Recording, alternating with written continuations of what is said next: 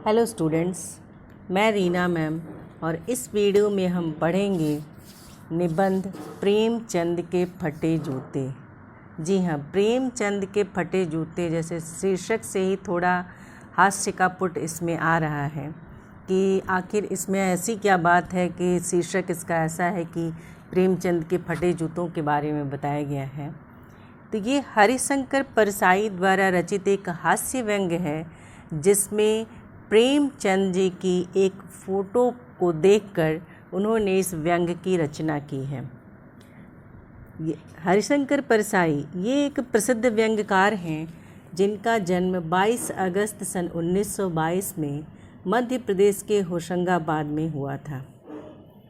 हिंदी के व्यंग लेखकों में प्रमुख श्री परसाई जी ने 2 दर्जनें पुस्तकें लिखी हैं। परसाई जी मूलतः व्यंग लेखक हैं। वे अपने व्यंग से पाठकों को एक ओर गुदगुदाते हैं तो दूसरी ओर भारतीय जीवन के पाखंड, भ्रष्टाचार, अंतर्विरोध, बेईमानी पर लिखे व्यंगों द्वारा समाज में व्याप्त या समाज में प्रचलित कुरीतियों पर करारी चोट करते हैं। समाज में जो भी भेदभाव है, जो कुरीतियाँ हैं, जो रूढ़िवादी विचारों से संबंधित परंपराएं हैं, उन सब पर ये अपने व्यंग के माध्यम से, जिसमें हास्य का पुट तो होता ही है लेकिन कहीं न कहीं कोई गंभीर संदेश होता है जो उन कुरीतियों पर चोट करता है। अपने लेखन में यानी कि हरिशंकर परसाई जी अपने लेखन में सामाजिक, राजनैतिक और धार्मिक पाखंड को विषय बनाए हैं। उन्होंने लेखन के माध्यम से भ्रष्ट नेताओं, समाज के शोषकों पर व्यंग करते हुए उनके कारनामों को आम जनता के सामने लाने का प्रयास किया है। हरिशंकर जी ने सरस एवं सरल भाषा में व्यंग्यात्मक शैली में लेखन कार्य किया है। यहाँ जो उनकी रचना है प्रेमचंद के फटे जूते, जो आपकी पाठ्य पुस्तक क्षितिज भाग 1 में संकलित है, इस पाठ में सुप्रसिद्ध साहित्यकार प्रेमचंद जी का तो नाम आपने सुना ही, आपने अपने विषय में पढ़ा भी है 2 बैलों की कथा जिसकी रचना प्रेमचंद जी ने की है। तो यहाँ प्रेमचंद जी की वेशभूषा तथा उनके जूतों के माध्यम से एक ओर जहाँ प्रेमचंद के सादगीपूर्ण उच्च विचार को पाठकों के सामने प्रस्तुत किया गया है। अक्सर आप सुनते होंगे ना कि simple living and high thinking, सादा जीवन उच्च विचार। तो एक जगह उनकी साधारण वेशभूषा पे लेखक ये बताता है कि वो उनका जीवन जो है सादगीपूर्ण है, बिल्कुल सादा है लेकिन उनके विचार बहुत उच्च हैं। वहीं वो समाज की स्वार्थपरता, अवसरवादिता, दिखावटीपन, दोगले चरित्र, धोखेबाजी की प्रवृत्ति पर करारी चोट भी करता है। इस व्यंग्य में एक तरफ वो उनके सादे और आधे अधूरे वेशभूषा को देखकर कहते हैं कि वो दिखावे में विश्वास नहीं रखते। वहीं लोग समाज में किस किस तरह का दिखावा करते हैं, किस तरह से दोहरे चरित्र को लेकर जीते हैं कि वास्तव में कुछ और, समाज में दिखते कुछ और हैं, कम को ज़्यादा करके दिखाते हैं। इन सारी चीज़ों को, इन सारे बिंदुओं को उठाया है अपने व्यंग्य में और इस पर करारा चोट किया है। इस यहाँ जो व्यंग्य है वो फोटो में प्रेमचंद के जूतों को देखकर लेखक को ऐसा लगता है कि सामाजिक बुराइयों से लड़ते लड़ते ही उनके जूते की यह हालत हुई होगी।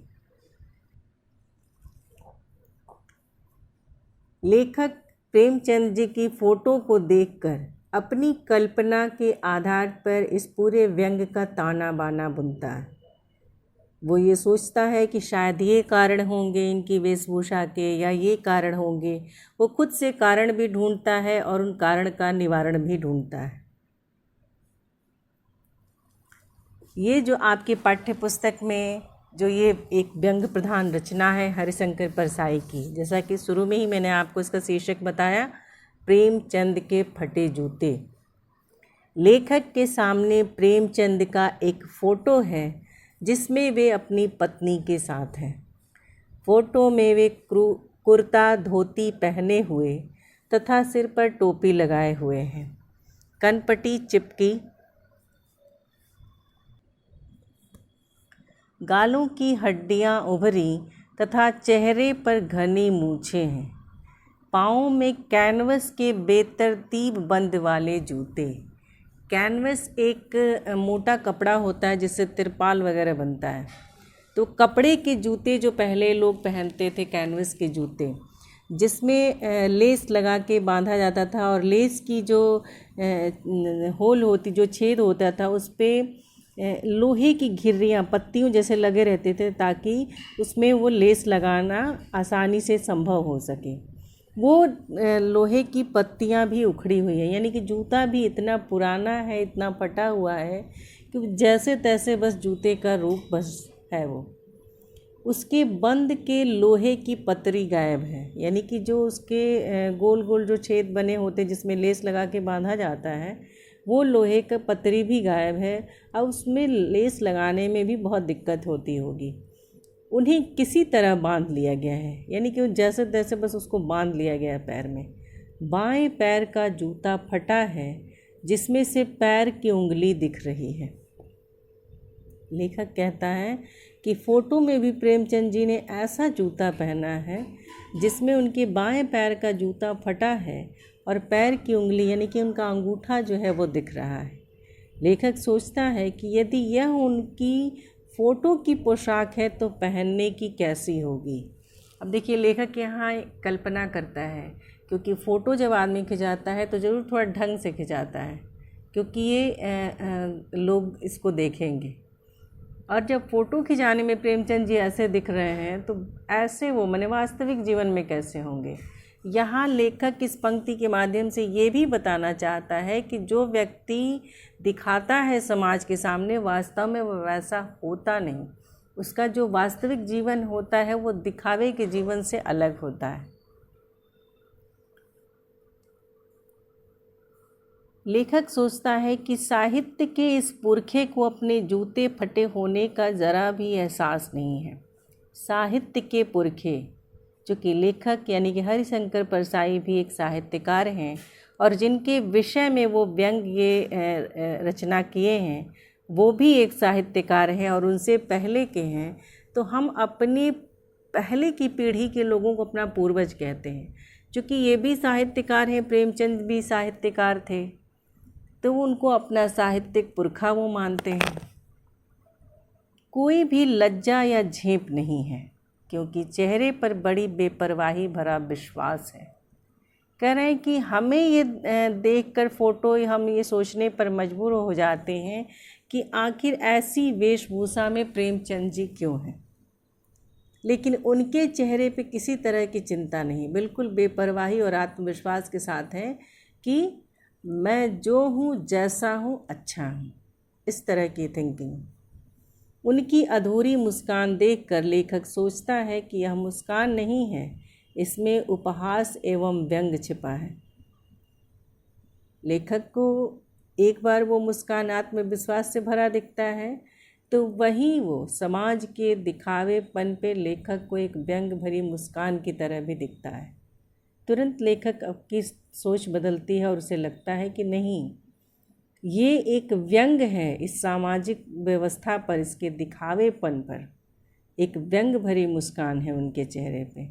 ऐसा लगता है कि वो फ़ोटो खिंचाने को बहुत इच्छुक नहीं रहे होंगे, पत्नी के आग्रह को टाल न सके होंगे और अच्छा कहकर फ़ोटो खिंचाने बैठ गए होंगे। अब लेखक उनके चेहरे के भावों को पढ़ता है और सोचता है कि ये भाव देख के ऐसा नहीं लग रहा है कि ये व्यक्ति जो है, प्रेमचंद जी जो हैं, वो मन से इन्होंने फ़ोटो खिंचाई है। होता है ना कभी कभी कि किसी कार्य का हमारा मन नहीं होता, लेकिन किसी का मन रखने के लिए हम कर लेते हैं, तो वो कार्य अनमने ढंग से होता है। तो यहाँ भी लेखक यही बताना चाहता है कि किसी का मन रखने के लिए उन्होंने ये फ़ोटो खिंचा लिया। किसका मन? अपनी पत्नी का मन रखने के लिए। हो सकता है कि प्रेमचंद जी की पत्नी का मन हो फ़ोटो खिंचाने का और प्रेमचंद जी का मन ना हो, और पत्नी का मन रखने के लिए उन्होंने फ़ोटो खिंचाई। इसलिए वो उनकी स्वीकृति नहीं थी, उनके मन की स्वीकृति नहीं थी, इसलिए वो अनमने ढंग से, बेमन का किया गया कार्य जो है वो उसमें कोई दिलचस्पी नहीं होती कि हम उसको और अच्छे से करें। तो जैसे हैं वैसे उन्होंने फ़ोटो खिंचा ली होगी, ऐसा लेखक की कल्पना है।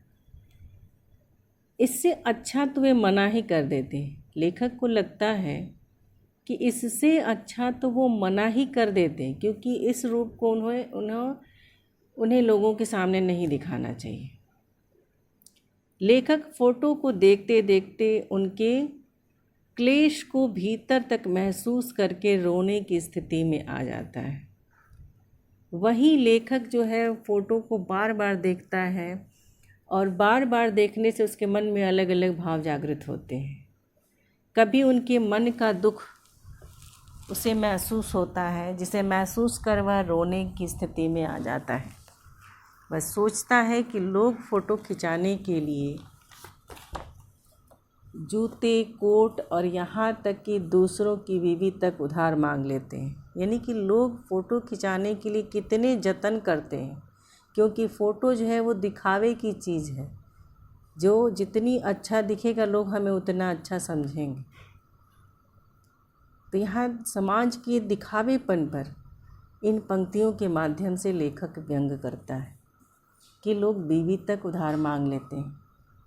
लोग इत्र लगाकर फ़ोटो खिंचवाते हैं ताकि फ़ोटो में खुशबू आ जाए, यानी कि वो बहुत मन से तैयार होते हैं फ़ोटो के लिए, क्योंकि ये एक धरोहर की तरह रहेगा और हमेशा देखने के लिए रहेगा लोगों के सामने। तो ये अच्छे से अच्छा होना चाहिए। और प्रेमचंद तस्वीर को महत्व नहीं देते। अब लेखक को लगता है कि प्रेमचंद की नज़र में तस्वीर का कोई महत्व नहीं है। प्रेमचंद जी के दृष्टिकोण में फ़ोटो की चित्र का कोई महत्व नहीं है। लेखक मानता है कि आज टोपी जूते से सस्ती है और जब उन्होंने यह फ़ोटो खिंचाया तब भी सस्ती ही रही होगी। लेखक कहता है कि यानी कि जो चीज़ महत्वपूर्ण है उसकी कोई कीमत नहीं है समाज में, उसकी कोई वैल्यू नहीं है समाज में, और सिर्फ दिखावे की वैल्यू है। जूता पैरों में पहना जाता है तो जूता महंगा है, टोपी सर पे रखी जाती है तो टोपी सस्ती है। यानी कि जिसको जहाँ महत्व मिलना चाहिए, जितना महत्व मिलना चाहिए उतना नहीं मिल रहा है, और जो महत्वहीन है उसे महत्व दिया जा रहा है। यानी कि दिखावेपन को ही स्वीकार किया जा रहा है, व्यक्ति के बाहरी दिखावे को स्वीकार किया जा रहा है, उसके आंतरिक गुणों की अवहेलना हो रही है, यानी कि उसकी कोई वैल्यू नहीं है। लेखक आगे कहता है कि महान कथाकार, उपन्यास सम्राट, युग प्रवर्तक आदि नामों से प्रसिद्ध होने वाले ने फ़ोटो में भी ऐसे जूते पहने हुए हैं।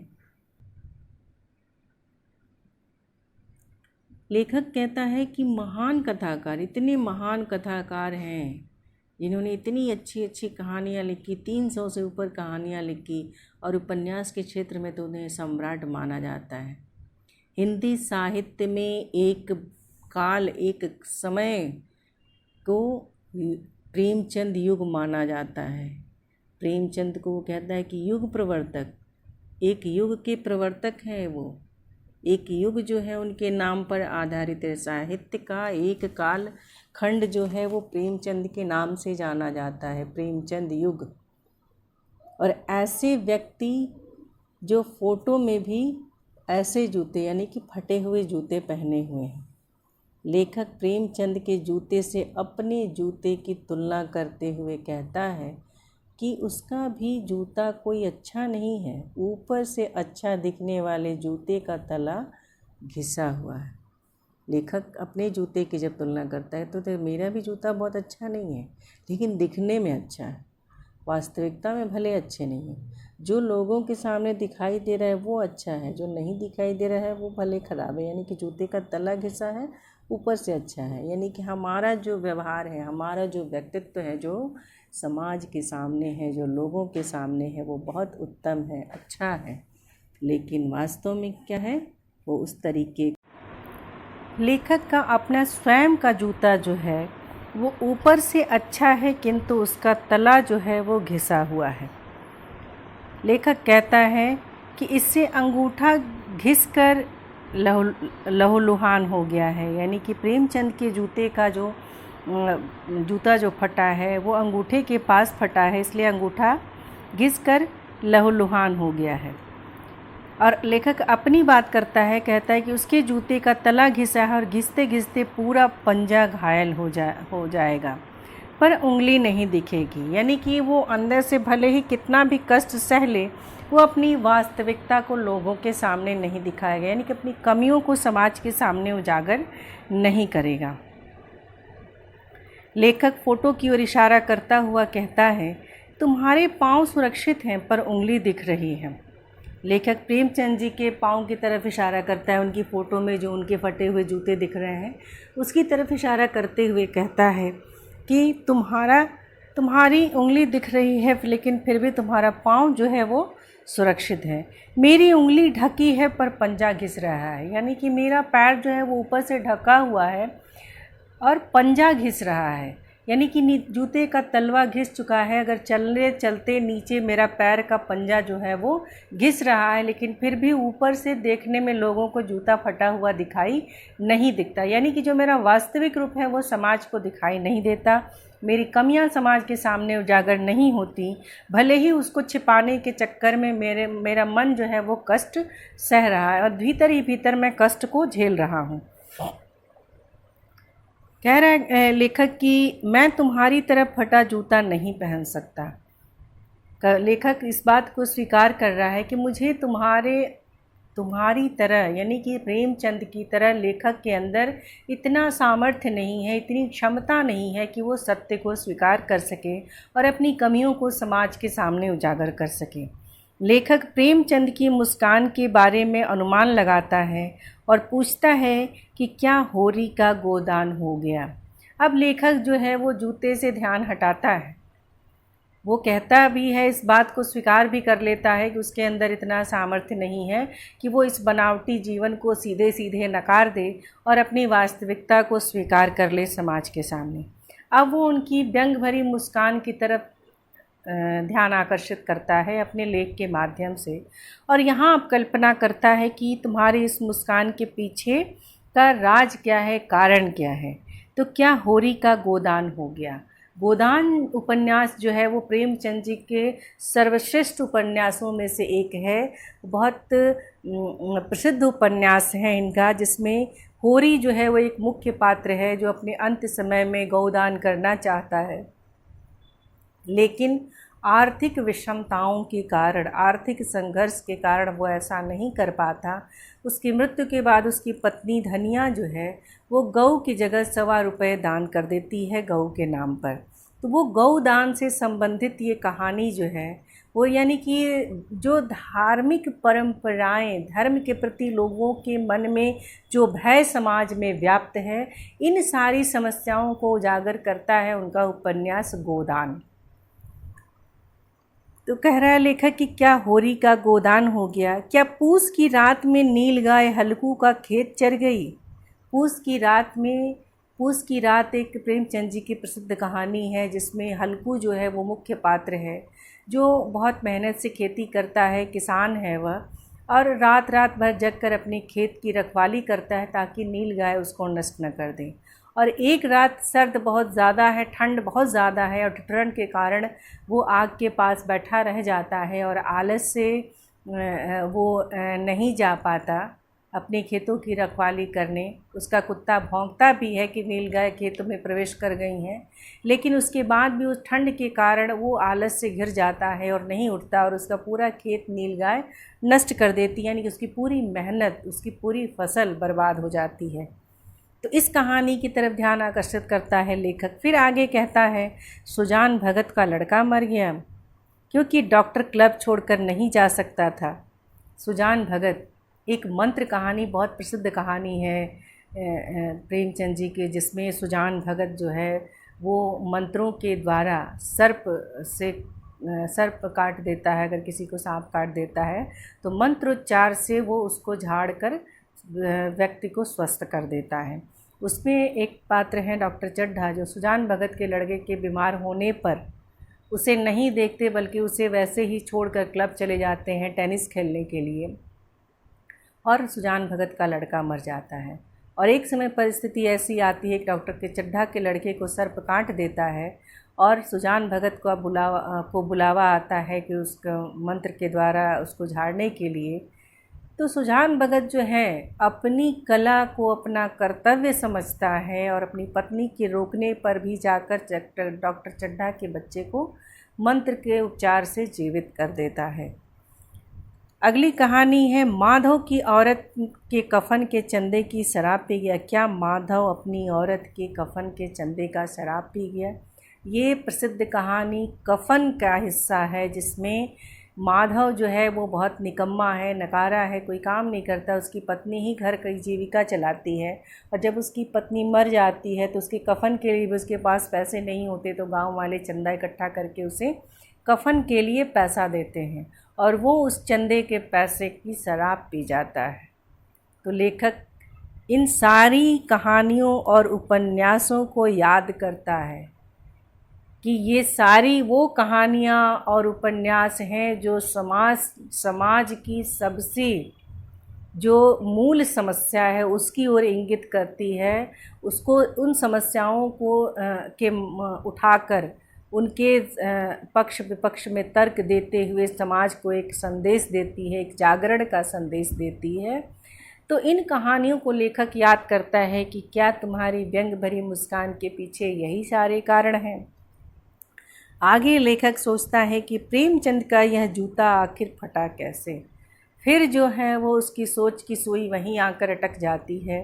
लेखक चूँकि ये एक हास्य व्यंग है तो इस तरह के तर्क देता है, इस तरह की पंक्तियों के माध्यम से एक हास्य का पुट लाना चाहता है इसमें।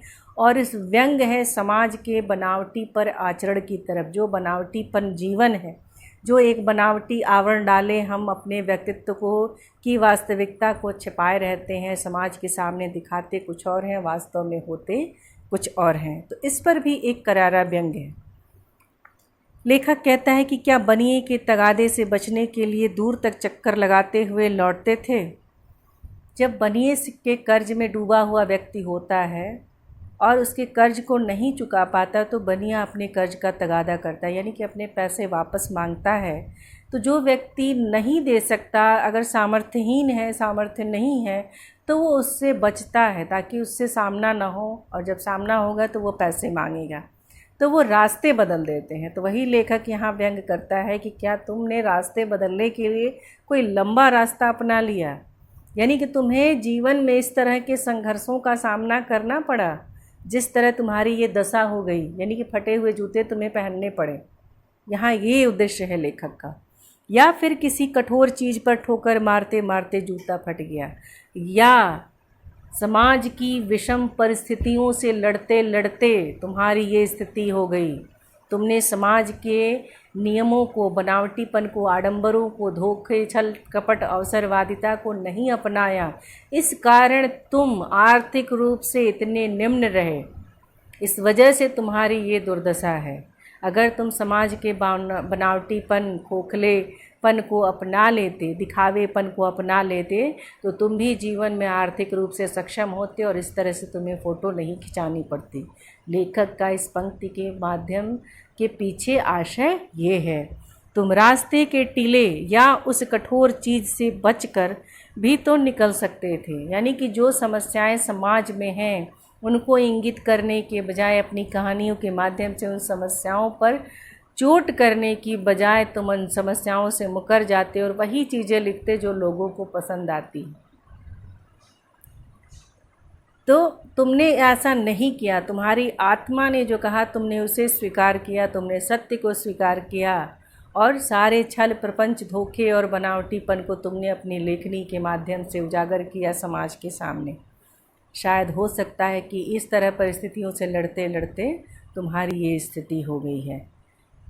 लेखक आगे कहता भी है, पंक्ति ध्यान से सुनिए, शायद समझौता न कर पाना तुम्हारी कमज़ोरी थी। यानी कि लेखक कहता है कि तुम अपने उसूलों के हाथों मजबूर थे, तुम अपनी आत्मा को नहीं बेच सकते थे, तुम अपनी आत्मा की बात को नहीं नकार सकते थे। इस कारण तुमने इस परिस्थितियों से समझौता नहीं किया, यानी कि अवसरवादिता को नहीं अपनाया।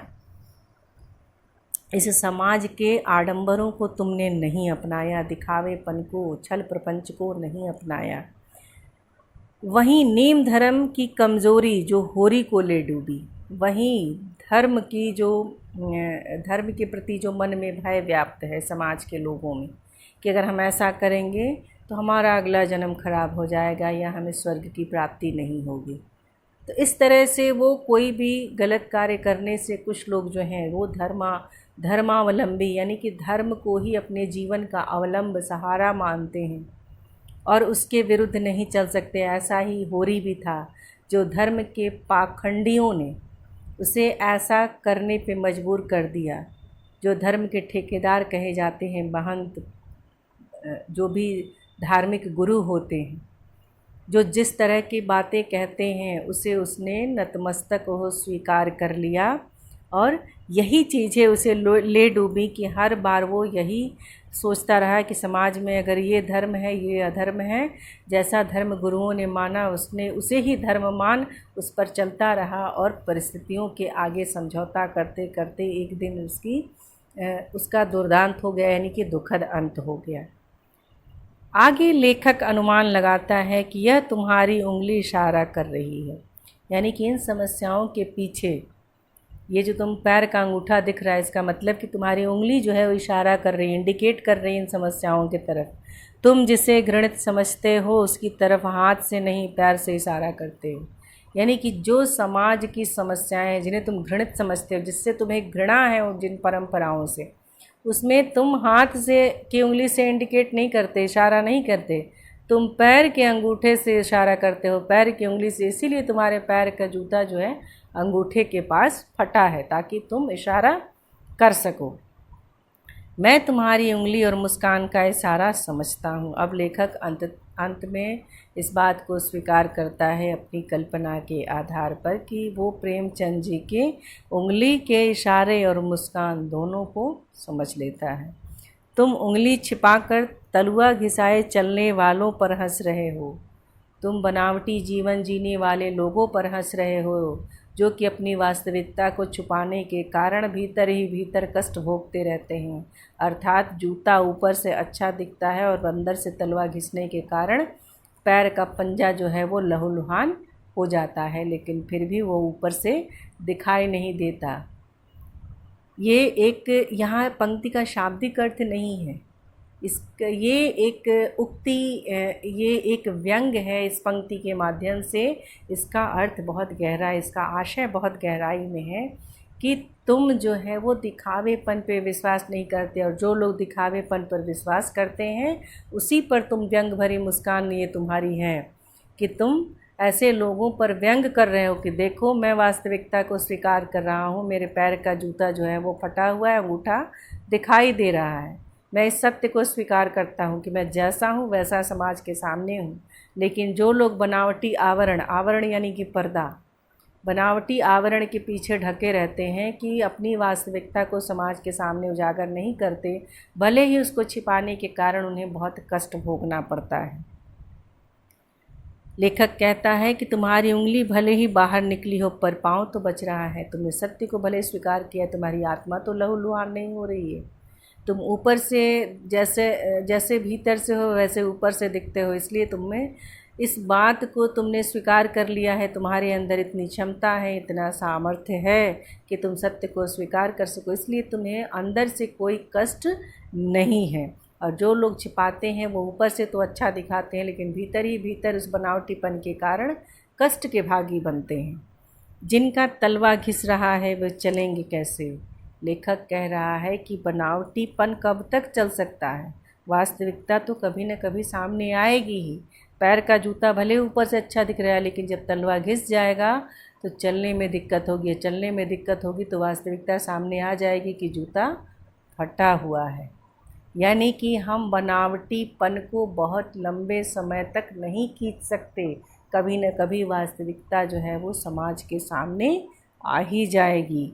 मैं तुम्हारी इस व्यंग मुस्कान को समझ गया हूँ। लेखक अंत में इस बात को स्वीकार कर लेता है कि इन सब चीज़ों के कारण तुम्हारी मुस्कान जो है उसमें एक व्यंग है, एक तीखापन है और इस व्यंग का आशय यानी कि उसका अर्थ मैं अब समझ गया हूँ। इसके साथ ही ये आपका इस पाठ का सारांश जो है समाप्त होता है। और इस पुस्तक में, इस पाठ में जो इस पाठ से संबंधित प्रश्न दिए हुए हैं, उन प्रश्नों का उत्तर मैं आपको बताऊंगी। पहला प्रश्न है, हरिशंकर परसाई ने प्रेमचंद का जो शब्द चित्र हमारे सामने प्रस्तुत किया है, उससे प्रेमचंद के व्यक्तित्व की कौन कौन सी विशेषताएं उभर कर आती हैं? तो ये तो मैंने आपको सारांश में बताया भी था, वैसे एक बार और मैं इसको उत्तर की तरह लिखने के लिए बता देती हूँ। तो पहला तो है उनका सादा जीवन, कि वो जैसे हैं वैसे फ़ोटो में आ जाते हैं। वो आडंबरपूर्ण या दिखावापूर्ण जीवन से दूर हैं। वे गांधी जी की तरह सादा जीवन जीते हैं। उच्च विचार, तो प्रेमचंद के विचार भी बहुत उच्च हैं। वे सामाजिक बुराइयों से दूर रहे, वे इन बुराइयों से समझौता न कर सके। और स्वाभिमानी, प्रेमचंद ने दूसरों की वस्तुओं को मांगना उचित नहीं समझा, वे अपनी दीनहीन दशा में संतुष्ट थे। ये तो फोटो देख के स्पष्ट हो गया है। सामाजिक कुरीतियों के प्रति जागरूकता उत्पन्न करने वाले, सामाजिक कुरीतियाँ यानी कि ऐसी रीति रिवाज जो कि अच्छे नहीं हैं, रीतियों में कुउपसर्ग लगा है, तो यानी कि वो अच्छी रीतियाँ नहीं, अच्छे परंपराएं नहीं हैं, तो उन कुरीतियों के प्रति वो सावधान करते हैं लोगों को अपने लेखनी के माध्यम से, और समाज को जागरूक करते हैं और एक स्वस्थ समाज चाहते हैं, तथा स्वयं भी बुराइयों से कोसों दूर रहते हैं और अपनी स्थिति से वो संतुष्ट हैं। प्रेमचंद जी का जीवन जो है वो सदा ही अभाव में बीता, यानी कि उन्होंने कभी अवसरवादिता को महत्व नहीं दिया, उन्होंने परिस्थितियों से समझौता नहीं किया। इस कारण उनका जीवन जो है वो आर्थिक संघर्षों, जब आर्थिक समस्या होती है तभी जीवन अभाव में बीतता है। उन्होंने अपनी स्थिति दूसरों से छिपाए रखी, वे जैसे थे उसी में खुश रहने वाले थे, यानी कि वो अपनी आर्थिक कमजोरी को लोगों के सामने उजागर नहीं करते थे, वे अपने स्वाभिमान के कारण। संघर्षशील व्यक्ति थे, वे रास्ते में आने वाली मुसीबतों से बचकर नहीं निकलते थे, बल्कि वे उनका सामना करते थे और उस पर विजय पाकर आगे बढ़ते थे। दूसरा जो प्रश्न है, ये सारे कथन सही और गलत आप पाठ के आधार पर स्वयं करेंगे। तीसरा प्रश्न है कि इन पंक्तियों में निहित व्यंग को स्पष्ट करना, यानी कि इसका आशय आपको बताना है। पहला है, जूता हमेशा टोपी से कीमती रहा है, अब तो जूते की कीमत और बढ़ गई है और एक जूते पर 2500 टोपियाँ निछावर हैं। यानी कि महत्व की बात यहाँ लेखक करता है कि जूते का स्थान पाँव में अर्थात नीचे है तथा यह सामर्थ्य अथवा ताकत का प्रतीक माना जाता है। वहीं टोपी का स्थान सिर पर है अर्थात सम्माननीय है, पर स्थिति इसके विपरीत है। आज लोग अपने सामर्थ्य के बल पर अनेक टोपियां को अपने जूते पर झुकने पर विवश कर देते हैं, यानी कि सम्माननीय और गुणी व्यक्तियों को वो अपने अर्थ के बल पर यानी धन के बल पर झुकने के लिए विवश कर देते हैं। आज लोग अपने सामर्थ्य के बल पर अनेक टोपियों को निछावर कर देते हैं, वे अपने और लोग अपना स्वाभिमान भूलकर अपना सिर उनके सामने झुकाते हैं। यानी कि यहाँ महत्व की बात की जा रही है कि व्यक्ति के व्यक्तित्व के गुणों का कोई महत्व नहीं है, बल्कि उसके दिखावेपन और धन का महत्व है। तो जूता जो है वो धन का प्रतीक है, टोपी जो है वो गुणों का प्रतीक है। दूसरा है, तुम पर्दे का महत्व नहीं जानते, हम पर्दे पर कुर्बान हो रहे हैं। इसमें जो व्यंग निहित है वो है, लोगों में एक प्रवृत्ति होती है बुराइयों को छुपाने की या उन पर पर्दा डालने की, अपनी कमियों को छुपाने की। लोग अपनी कमियों को दूसरे के सामने नहीं आने देना चाहते, पर प्रेमचंद ने अपनी कमियों को कभी छिपाने का प्रयास नहीं किया। वे भीतर बाहर एक समान थे। दूसरे लोग पर्दे की आड़ में कुछ भी करते हैं, यानी कि वो दिखाते कुछ और हैं और करते कुछ और हैं। तीसरा है, जिसे तुम घृणित समझते हो उसकी तरफ हाथ की नहीं पाँव की उंगली से इशारा करते हो। इसको मैंने आपको सारांश में भी बताया है, लेकिन एक बार फिर बता देती हूँ। प्रेमचंद ने सामाजिक बुराइयों को अपनाना तो दूर, उनकी तरफ देखा भी नहीं। उन्होंने उनकी तरफ हाथ से भी इशारा नहीं किया। इन्हें इतना घृणित समझा कि पैर की उंगली से उसकी ओर इशारा करते हुए दूसरों को भी उससे सावधान किया। चौथा प्रश्न है, पाठ में एक जगह पर लेखक सोचता है कि फ़ोटो खिंचाने की अगर यह पोशाक है तो पहनने की कैसी होगी, लेकिन अगले ही पल वह विचार बदलता है कि नहीं, इस आदमी की अलग अलग पोशाकें नहीं होंगी। आपके अनुसार इस संदर्भ में प्रेमचंद के बारे में लेखक के विचार बदलने की क्या वजह हो सकती है? तो इसका उत्तर हम इस प्रकार लिखेंगे कि लेखक ऐसा इसलिए सोचता है कि लोग प्रायः ऐसा सोचते और करते हैं कि दैनिक जीवन में साधारण कपड़ों का प्रयोग करते हैं और विशेष अवसरों के लिए वे अच्छे कपड़े रखते हैं। प्रेमचंद के पास शायद दूसरी पोशाक नहीं थी। लेखक सोचता है कि सादा जीवन जीने वाला यह आदमी भीतर बाहर सब एक सा है, उसका दोहरा व्यक्तित्व तो नहीं है। इन्होंने कभी दिखावटी जीवन को जिया ही नहीं। पांचवा प्रश्न है, आपने यह व्यंग पढ़ा, इसे पढ़कर आपको लेखक की कौन सी बातें अधिक आकर्षित करती हैं? तो इसका उत्तर तो आपको स्वयं करना चाहिए, लेकिन मैं आपकी कुछ हेल्प कर देती हूँ, मदद कर देती हूँ। इस व्यंग में हमें लेखक की कई बातें आकर्षित करती हैं। पहला है, लेखक ने व्यंग्यात्मक शैली में महान साहित्यकार प्रेमचंद का चित्र प्रस्तुत किया है, उनकी विशेषताओं से हमें परिचित कराया है। दूसरे, लेखक ने प्रेमचंद पर व्यंग तो किया, पर उसने स्वयं को कभी भी व्यंग से अलग नहीं रखा, यानी कि वो स्वयं को भी उस व्यंग में घसीटता है, खींचता है। तीसरे, लेखक को मानव जीवन की अत्यंत गहरी समझ है, उसने जीवन के दुख सुख को अत्यंत निकट से देखा है। चौथे, लेखक सामाजिक बुराइयों तथा कुरीतियों के प्रति समाज के ध्यान को आकर्षित करता है, उसने व्यंग के माध्यम से इन पर भी प्रहार किया है। पाठ में टिले शब्द का प्रयोग किन संदर्भों को इंगित करने के लिए किया गया है? ये छठवां और अंतिम प्रश्न है। टिला शब्द का प्रयोग हुआ है कि रास्ते में आने वाला वह अवरोध, रुकावट जिसको लांघना कठिन होता है। यह व्यंग में टिला शब्द का प्रयोग प्रेमचंद के जीवन में आने वाली सामाजिक कठिनाइयों के लिए किया गया है, जिसे पंडित, पुरोहित, मौलवी, जमींदार आदि समाज के कथित ठेकेदारों ने खड़ी की है, यानी कि धर्म के ठेकेदार जिन्हें कहा जाता है। इनके कारण ही ऊंच नीच की भावना, जाति पात, छुआछूत, बाल विवाह, शोषण, बेमेल विवाह, अमीर गरीब की भावना आदि टिले के रूप में खड़ी हो मार्ग को अवरुद्ध करती है। इसके साथ ही ये पाठ जो है समाप्त होता है। अब मैं आशा करती हूँ कि आपको इसका सारांश भी समझ में आया होगा, प्रश्नों का उत्तर भी।